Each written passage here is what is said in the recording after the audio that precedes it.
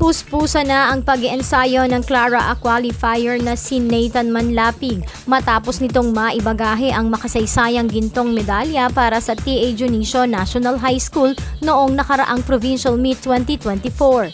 At nagbigay daan sa kanya patungo sa matagal nang inaasam na Central Luzon Regional Athletic Association o Clara A na gaganapin sa Tarlac sa April 22. Pinatunayan ng Tubong San Isidro na hindi hadlang ang pagkatalo para bumangong muli at magpatuloy na abutin ang kanyang mga pangarap. Lubos naman ang pasasalamat ni Manlapig sa mga sumuporta sa kanyang laban. Papasalamat po ako sa aking coach at sa mga taga-suporta, sa aking mga magulang, sa mga kaibigan ko po.